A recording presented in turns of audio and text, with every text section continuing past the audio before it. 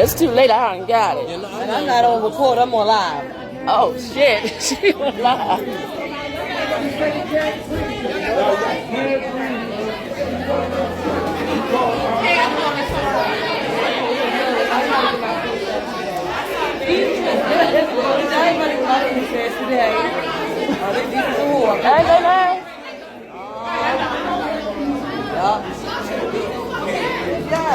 He was all over the place.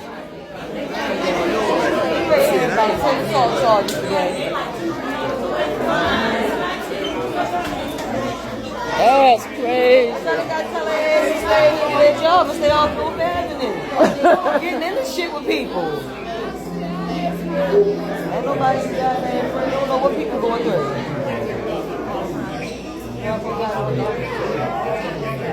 Damn. Like, get your ass, but you better be quiet.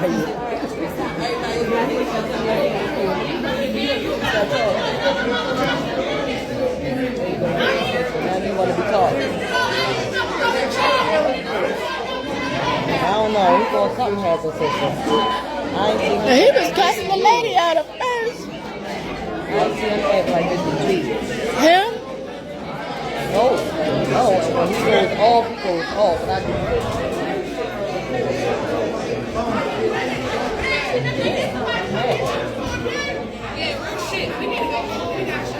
Told you ain't talking about shutting down there. Don't start it. The people were trying to get help. Right.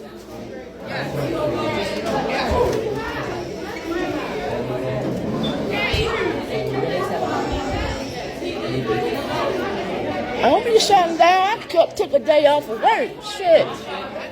Everybody that's what I say, something wrong. She trying to breathe it on in there. You trying to call me something?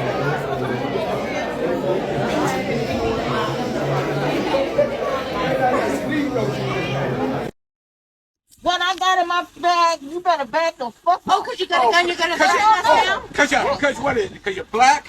Because you white?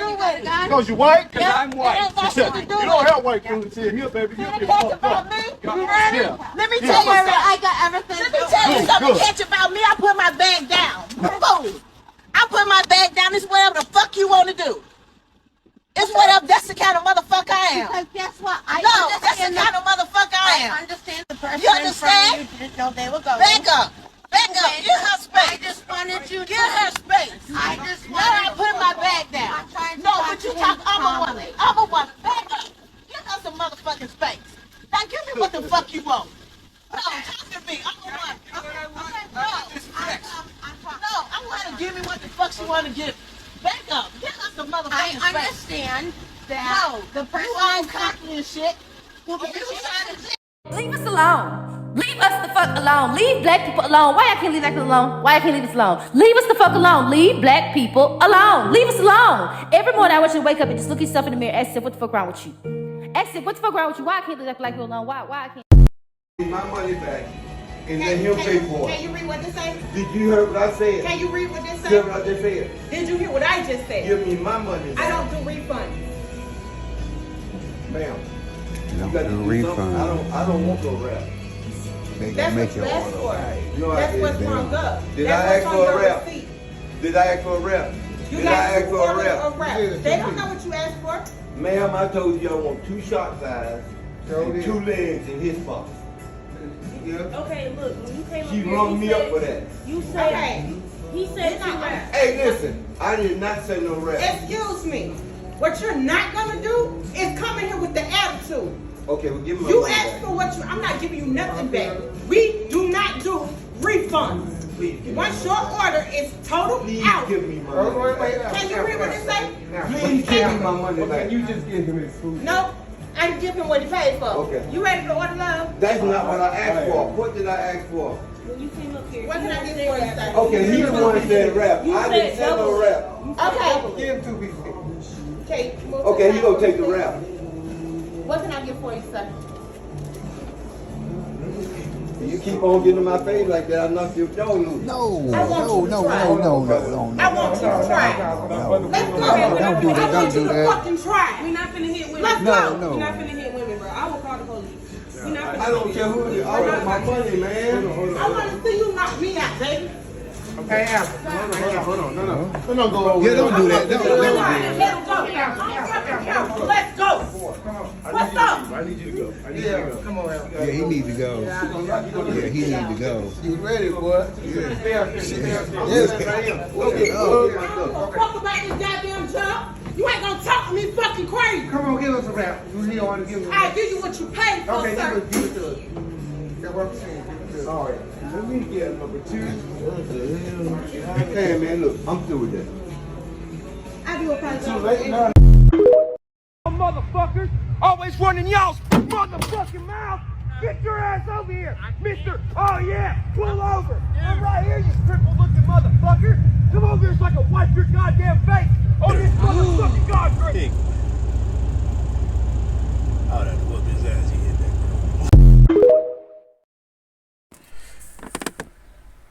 After seeing so many videos out there by individuals who express their opinions in regards to the story that happened in Chicago, and I'm sure you already know about this story, and if you don't know about it, try to sum it up real quick. In Chicago, there's this establishment. And in this establishment, you can pretty much order food. You can order out. Well, there was a video that was out there, and it's still up, but it's out there on the internet. And the video starts off with a black man arguing with a black woman, and they're arguing inside the establishment. You know, they're going back and forth, and there's witnesses there. And one of the witnesses that was present during the argument happens to be the black woman's son. Well, the black woman and the black man, they're going back and forth. The black man's getting irritated, so he tells the black woman to grab her food and go. You know, to grab her food and go, so that way they can continue on with their lives. But instead of her just grabbing her food and leaving out with her son, she decides to continue on engaging in the argument, pretty much provoking the guy. And at that moment, the guy, he gets fed up, in which he punches her in the face. Not once, but numerous of times. And as the witnesses are standing there, the son grabs a gun that happens to belong to the mother, and he shoots the guy. And he takes the guy's life. The mother and the son goes to jail. It's all over social media. And within less than 2-3 days, they're released from jail with charges dropped. You know, and there's a lot of back and forth going on, saying that the black man should have walked away, or he shouldn't have touched the female, and the female, and there's other arguments from other people saying that the female, she should have walked away herself. You know, there's so much back and forth going on. Now, my opinion is they were both wrong. That's just my opinion. They both were wrong. But what I'm going to do is I'm going to take this a little bit deeper. I'm going to take this a little bit deeper, because you have to understand the reason why the black community is going through the level of destruction that is going in regards to the relationship status of men and women. It's something that's been embedded in us.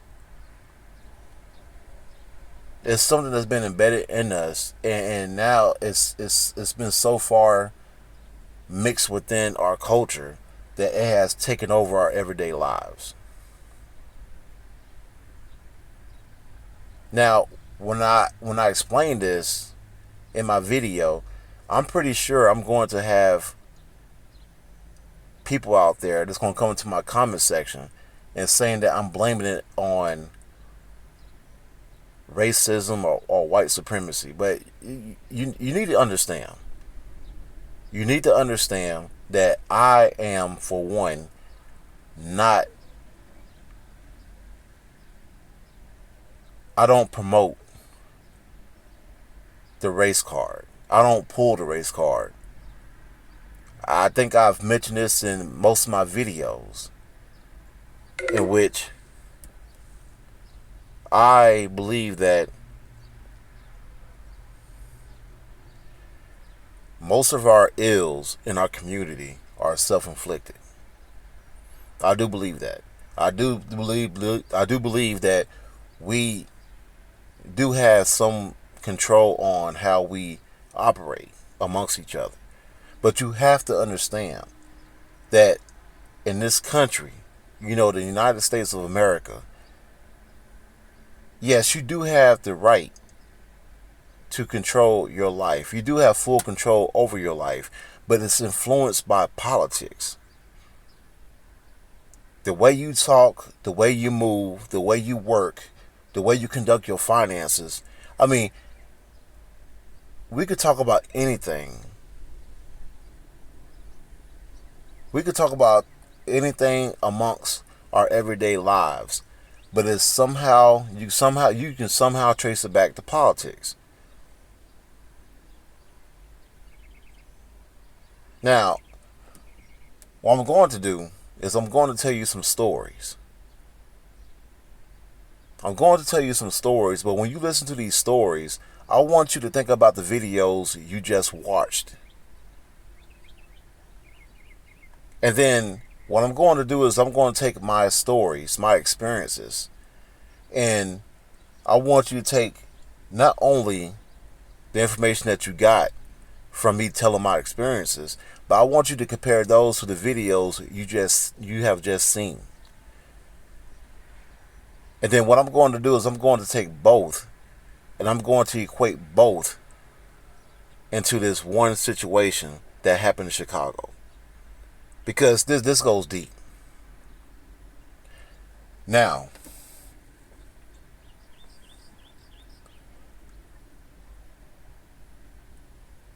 in my experiences in the military, I had some bad altercations that took place. I had many of altercations that took place, but a lot of you women are going to get mad at me when I say this, but I'm just going to be honest with you, because these are my experiences. But a lot of my altercations happened amongst black women. Now, I'm not saying that I never had any run-ins with white men or white women or black men. I had some run-ins with them, but the majority, I say 99.9%, were with black women.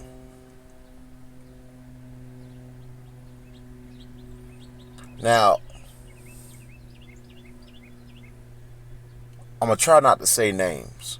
I don't want to put names out there, but I was stationed in Fort Sill, Oklahoma, and we had this black woman who was a lieutenant. I was assigned to her platoon, and she was a lieutenant. She was pretty much the highest ranking in the platoon. I'm gonna try to make it simple so you civilians can understand exactly what I'm saying. So, that being said, she was pretty much in charge of the team that was given to her. I put it that way. I'm gonna try to make it simple for you civilians to understand. If you work at somewhere like Walmart, you have a shift manager. That's pretty much what she was, a shift manager, a manager. Now, there was something odd about her that not only myself, but there was another black man that I used to work with. He happened to notice it. I mean, till this day, I really do believe that we were the only two that noticed this behavior by this black woman. But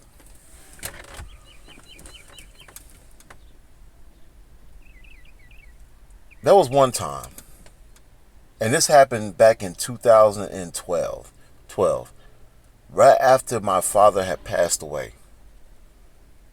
You know, back in 2012, I was at work and I got a phone call, I got a phone call from my family, let me know what happened. But I got my Red Cross letter. My Red Cross letter came in. The commander and first sergeant, they already knew exactly what happened because I already had told them. So we were already starting the process for me to go on leave, to go home for about 2-3 weeks.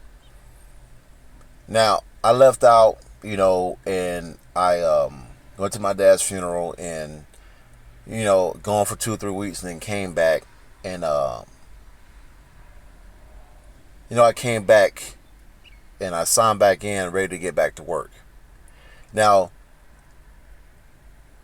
if anybody has ever lost someone real close to them, you know that feeling is not going to go away overnight. It's just not.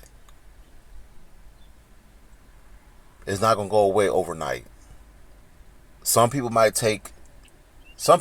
most part, it's going to take time for individuals to get over someone who they lost, someone who they was really close to. And it could take a month, 2 months, 3 months. It could take a year, 2 years, 3 years. I mean, everybody's different. But one thing that everybody has in common is that if you have someone that you lost and you're real close to that person, you're not going to be able to just move forward overnight. You're not going to be able to get over that.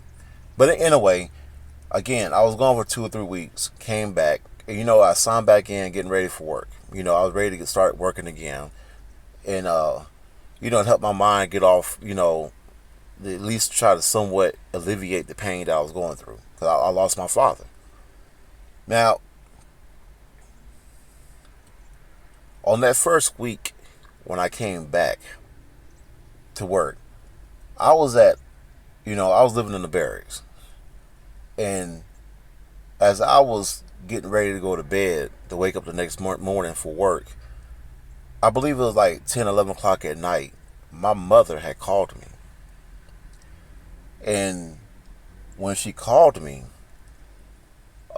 we had a long conversation. I mean, we were just sitting there talking about, just random stuff. But the reason why she called me, because she was going through pain of losing her husband, my father. Like I told y'all before, I was raised in a nuclear family. I never had experience being a single parent child. I never had to experience that. And I'm only saying that because I want you to understand how close we were as a family. My mother, father, and my sister. I want y'all to understand that. But she had called because she was still in mourning. It still bothered her. You have to understand, this is like, by the time I came back to work, it was already like 2-3 weeks after his death. So we were talking on the phone, and the phone call lasted for hours. If I could remember, I think I went to bed like maybe 2:30, 3 o'clock in the morning. And we had to be up by 6 o'clock to be at work by 6:30. That being said, I end up missing work. Well, I'm not gonna say miss work, but I ended up missing formation. Formation's at 6:30, and for you civilians that don't know, that's where you have to be present at a certain area so your chain of command can get full accountability of their personnel. But I ended up missing that in the morning. I wasn't present. And I ended up oversleeping. You know, I overslept, and I woke up, and I think I woke up at exactly 6:30.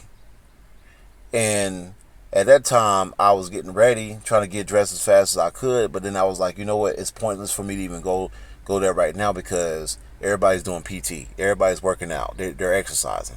So there's not even no point in me showing up to work. So what I'm going to do is I'm going to show up at 7:30. So I got in uniform, and I sat in the room until 7:30. Around 7:30, I left the room, and then I went to the company area. That's the area where I work at. And when I walk through those doors, that lieutenant, that black woman, was standing in the hallway talking to two other black men. But when I looked at her, she looked back at me, and whatever she was talking to, whatever conversation she had with those black men, she immediately cut that conversation off. And she took that opportunity to engage with me in a disrespectful manner. Like, the stuff she was saying to me was really insulting. As a matter of fact, if I were to take that and report it to the chain of command, more than likely she probably would have got in trouble, because the stuff she was saying to me had nothing to do with my behavior of missing formation. Had nothing to do with it. It had nothing to do with it. The way she was speaking to me, one of the black men that was standing there witnessing it, he had to cut her off. Well, he tried to cut her off. But what she did was, she looked at him, and then she was like, oh, I'm going to stop talking, but I still got to finish what I have to say. Like, it wasn't enough for her. And I'm sitting here looking at her, and you know, and I at that point, that's when I say, you know what, I got it. I missed formation, I got it. It's not that big of a deal. You know, and then when I said that, it made it worse, because why? Because she really started to run her mouth. By then, it had to be like damn near 5 minutes of her just insulting me. That the only thing that kept me from attacking her was the chain of command. She was a lieutenant. I'm a junior NCO. And if you've been in the military, you know how bad that would look for a junior NCO to attack a commissioned officer. If I was to walk up to her and grab her by the damn shirt and throw her against the wall, I'm looking at a court-martial. So in other words, I had to stand there and take that fucking abuse. Now, as she kept running her mouth, that's when I started to realize that those two black men were not the only ones that were sitting in that hallway. You also had an office next to her. And in that office, you had two people that was from another platoon. One was a white man and one was an Asian woman. That Asian woman saw what was going on. She heard what was going on. As I'm standing there taking that verbal abuse, that Asian woman, she looked at me and I looked at her. And when she looked at me, she was like, hey, she called her name.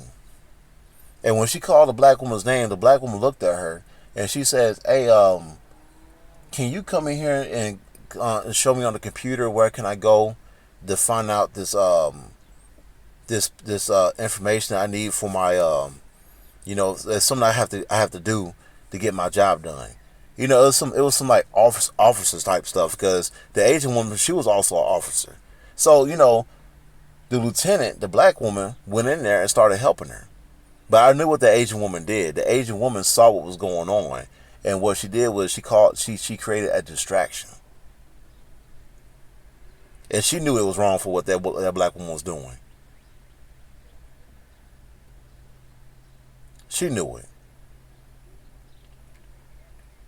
Now, again, there was another black guy I used to work with. He experienced the same thing. And there was other black men that experienced the same thing.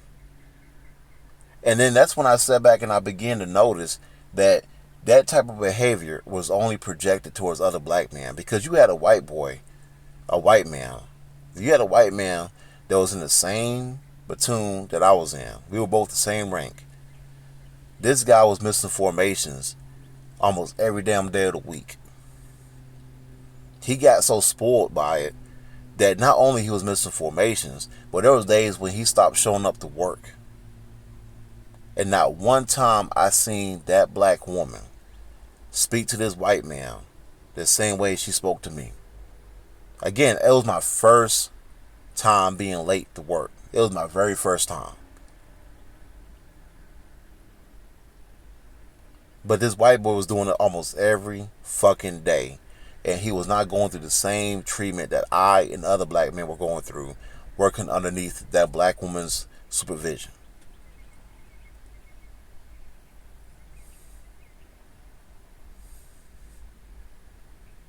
Now, there's been similar stories that I have experienced, and I watched other black men experience throughout my 20 years in the Army.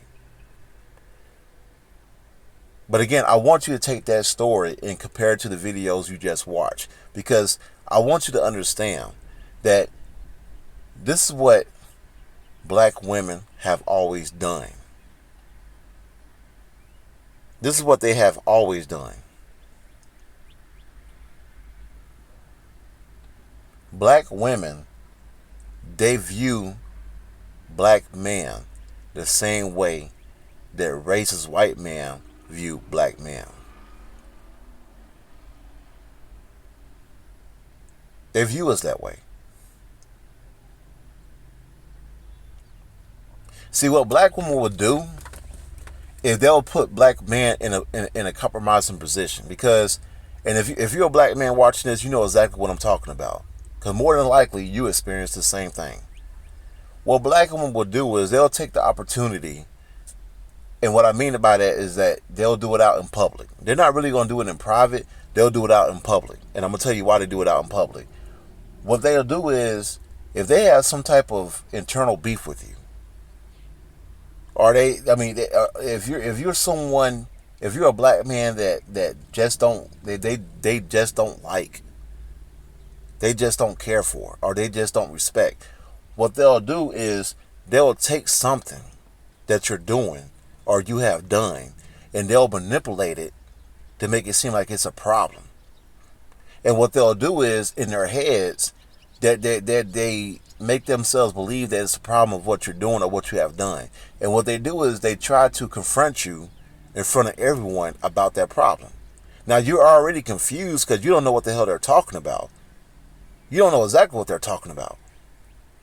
So you're standing there you're standing there and you're listening to them run their mouth on you in front of everybody, but you know there's everybody sitting around you listening, they're watching, but you're trying to focus on what the hell she's talking about. Because you have no idea. Because again, she has taken something that you have done. It could have been a day before, 2 days before that, 3 days before that, a week before that, 2 weeks before that, and they'll take that and manipulate it to make it seem like it's a bad thing.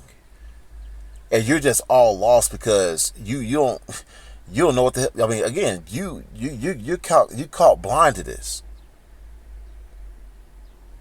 And then when you're trying to ask them questions, or you're trying to confront them, because now you're starting to realize that they're trying to play you.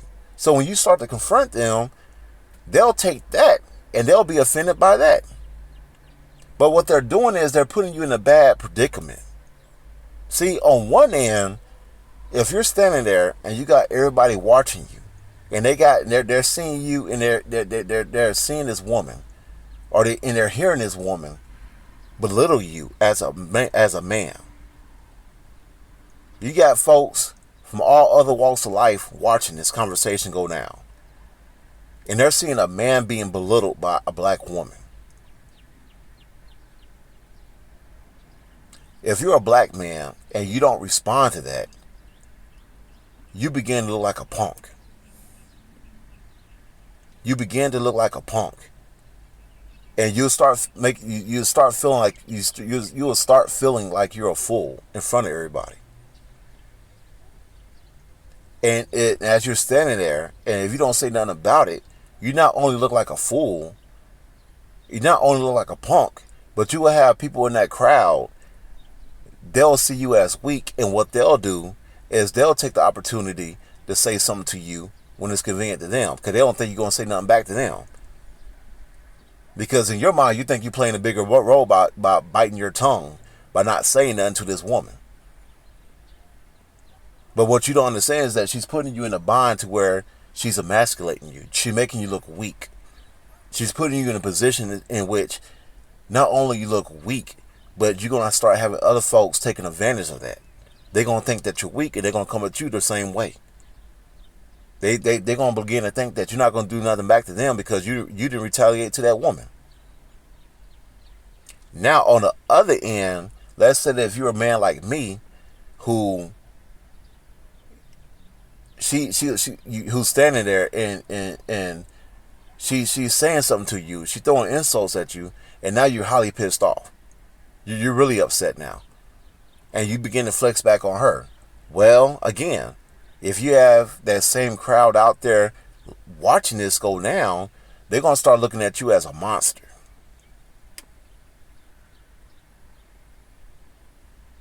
So on one end, you look weak, and on the other hand, you look like a monster. But that's what black women have done. That's what they have done, and that's what they continue to be doing.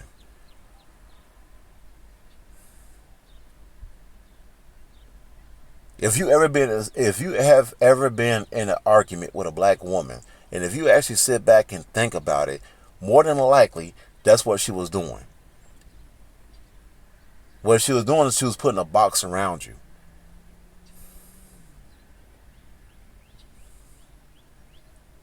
On one end, she was trying to make you look weak, and on the other end, she was trying to create an image of you being a monster.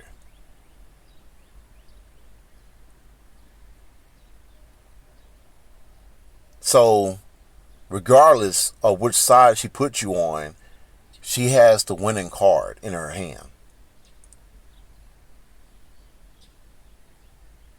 See, they have learned that from racist white men. This is the reason why I and other content creators have went out there and told y'all that black women and white racist white men are on different sides of the same coin. Because when it comes to you Negroes, that's how they view you.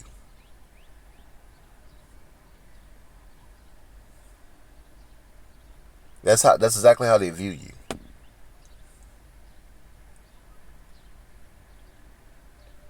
And I need you black women to understand, black men have woken up to this mentality in which you carry of as a white supremacist. They've woken up. They have woken up to that. This is the reason why a lot of y'all are single and you don't even realize it. You know why you're single, but the actual reason behind it, you just don't know, and it has something to do with your ability to relate to your white slave master.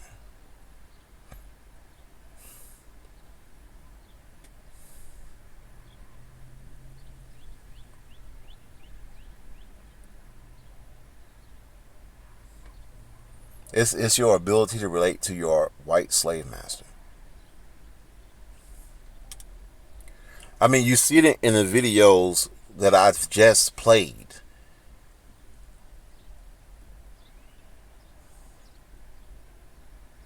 You've seen it in the videos. You have.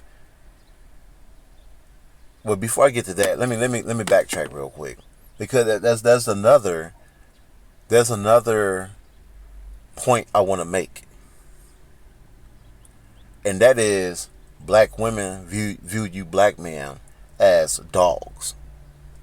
See, when they say black man, when they say black men are dogs, they're not saying as, how other races of women will say their men are dogs. See, when a woman says their men are dogs, they're pretty much implying that the man cheats a lot. Man cheat a lot, all they think about is sex, they're dogs. Because dogs, male dogs, they go around all day and all they do is hump female dogs. That's where that phrase came from. That's where the expression came from. But you have to understand, in a black woman's mind, it goes a lot deeper. You see,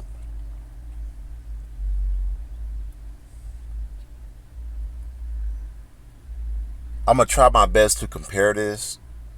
And it's kind of wrong for me to use this as an example because I have never experienced growing up in these type of neighborhoods. You know, I grew up in the suburbs. So, but from what I've watched on TV, as far as movies and music videos, I'm going to assume that's how it is in the ghetto.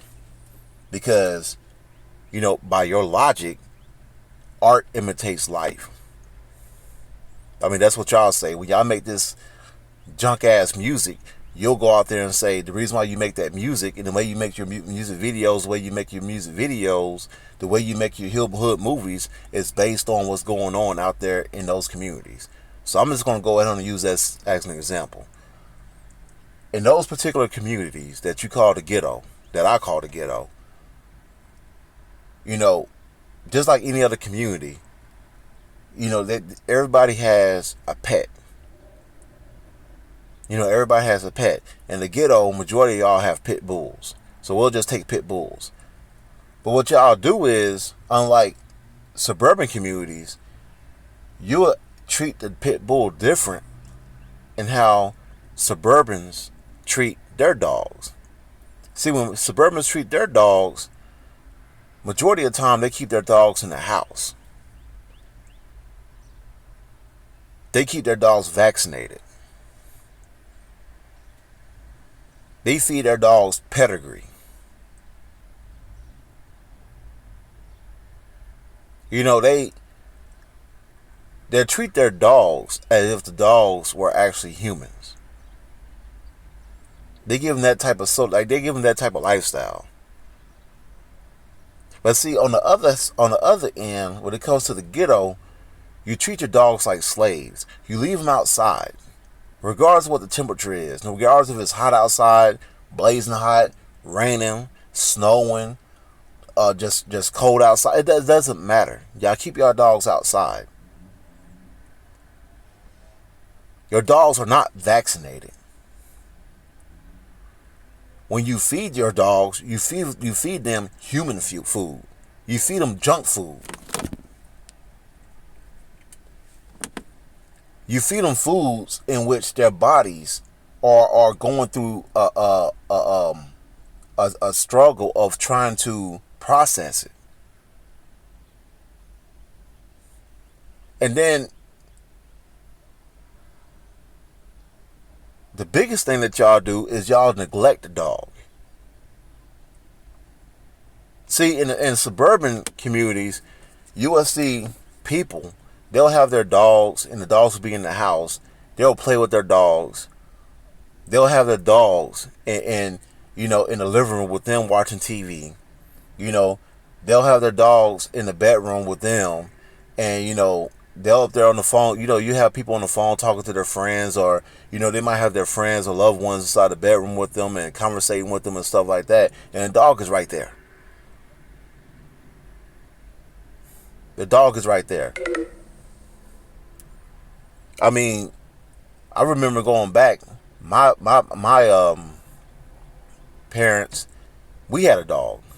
We kept the dog inside the house. We fed the dog, you know, dog food. You know, we treated the dog very well. I mean, as a matter of fact, when she passed away, we cremated the dog and we put the cremation in a vase. As a matter of fact, my mom still has that vase on her shelf to this day. And we have a picture of our dog on the picture frame.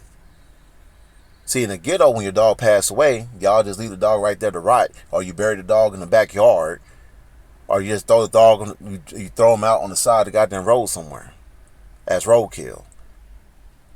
What am I trying to say with all this? Because we know that there's people out there that have, what they'll do is they'll have dogs in the backyard. They'll neglect the dogs. You know what I'm saying? They'll be walking around the house all day. and the dog is outside looking through the window wanting to come in, and you will have that individual that's walked by like they don't even notice. The dog bowl is empty, you know, the water bowl is empty, you know, and the dog is out there that's struggling. But the person's in the house, they, you know, even though they're by themselves, you know, they feel comfortable. But the moment that individual gets bored, then all of a sudden, that's when she decides to open the door. And then when she opens the door, the dog is already frustrated because the dog feels like it's been neglected. But yet that woman will expect that dog to give her 100% attention. She'll grab the dog, force the dog to come her way. She'll start putting the dog on her lap, like as if she actually cares about that dog. But the moment she gets tired of it, she throws the dog right back outside.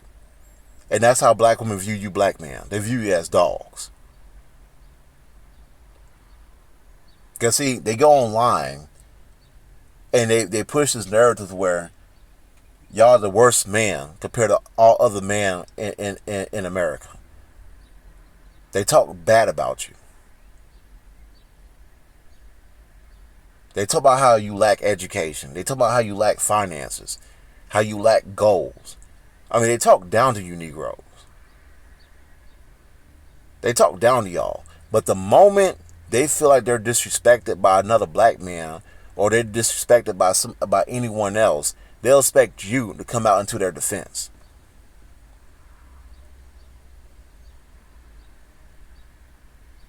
Again, you see it all over social media. You have black women, when it comes to the situation going on in Chicago, you have black women coming out and say, where were the black men at? Where the black man at? And what's crazy is, as much as I don't like to bring the child up because he's 14 years old, but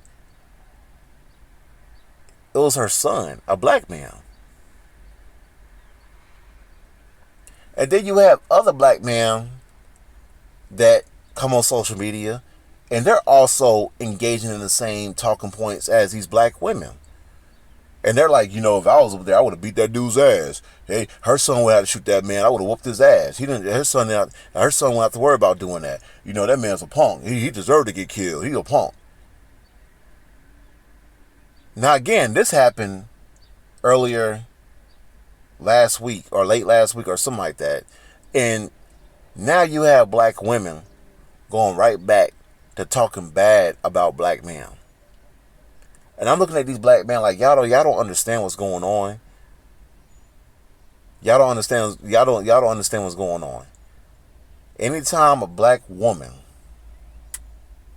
is going through some level of adversity, mainly when she's in an argument with another black man or she's in danger of any other race of man, that's when she expects you to come out and protect her. But the moment you're done protecting her, she's going to throw you off and not be concerned about you anymore. That's how they do dogs. It's just like how they do those dogs that are sitting in the backyard looking for attention and can't get it.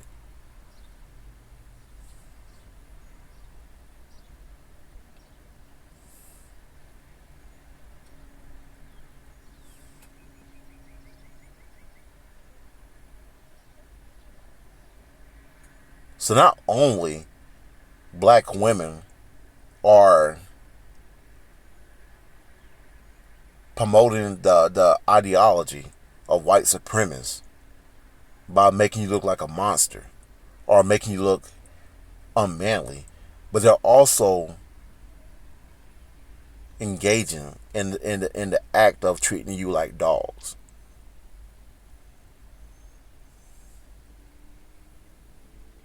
But again, just like I told you in my personal experience with that black woman I used to work with, when it came to white man, she didn't engage in white man the same way she engaged with us. She didn't have that same energy with white man the same way she had that same energy she had with us. That's the reason why I put in that video of that. That's why I put in that video where you seen a black woman arguing with that white man. You see that black woman arguing with that white man.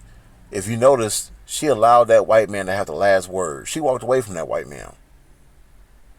She walked away from him. How you think the outcome would have been? What you think the outcome would have been if that white man was a black man?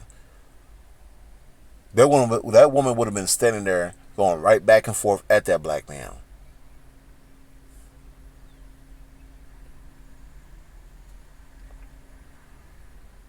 She'd been going back and forth with that black man, pushing that black man's buttons. You can hear that black man saying, "Get away from me." And you know what? She'll be standing right there and still provoking that black man. Because either she's trying to make that black man look like a fool, or she's trying to make him look like a monster. And if he decided to get out that truck, that's when he's crossing the line of being a monster. And now she's hoping that some goddamn dog, another black man, will come out to her defense. And then once that black man defended her, guess what? She's going to go out there and she's going to go disrespect the next black man. This is what you see in this video. This is exactly what you see in this video. This mother was trying to make that black man look like either a monster or a fool. But the black man, he chose to cross the line of being a monster because he started punching her. And I'm not condoning hitting no woman. No, I don't condone that. You don't hit a woman. But you have to understand, he was provoked at that point because he told her, "Get your food and leave." And instead of her getting her food and leave, like she would have done if that was a white man, she decided to stay back and run her mouth. Why? Because it was a black man. It was a black man, and because it was a black man, the white supremacist side of her came out. She wanted him to look like a fool or look like a monster. And when he started throwing punches, that's when he became a monster. Unfortunately, he lost his life. But you can see it that it's working because you look online, you have people celebrating that, saying that he had a history of domestic violence, saying that he deserved to get shot. I mean, you have black women on there speaking as if he was actually a monster.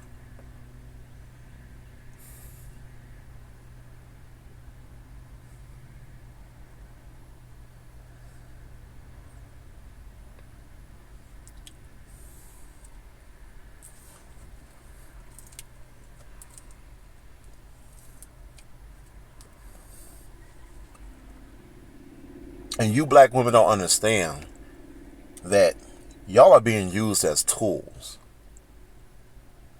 These white men don't respect you like that. I mean, have you black women ever sat back and asked yourselves, why are we the only race of women that's given a level of power over our man compared to other races of women? Y'all never sat back and figured that out? I mean, you had to be the most educated. I mean, y'all have so much power over your man that you're able to get away with stuff that you have done to your man more than what other races of women are able to get away with doing to their man. And y'all never sat back and watched that. Y'all never sat back and noticed that. You're being used as tools.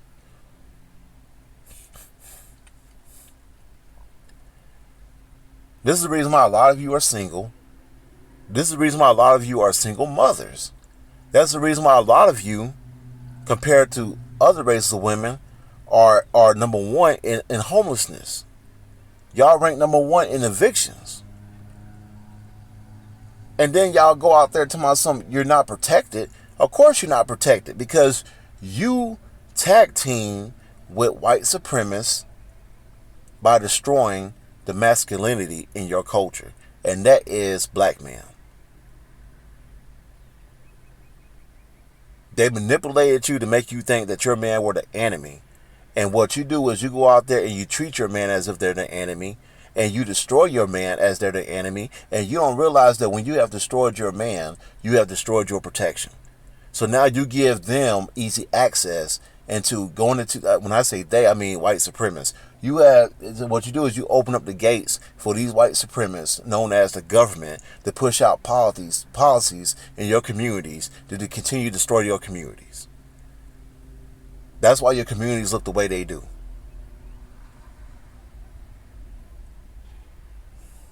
They have used you as tools. And it's not like you could blame them, because you really can't. Because to blame them, you got to be able to prove it. But you can't prove it, because they had you do all the fucking work.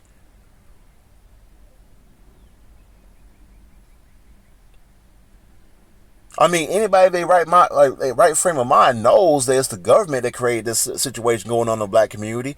But for the most part, most people don't understand that. So if you point the finger at them, talking about something it's the government's fault, they're not gonna know what the hell you're talking about, because from what they saw you doing it. That's the position that the government was smart enough to put you in. And it boggles my mind that the most educated group of women don't understand that.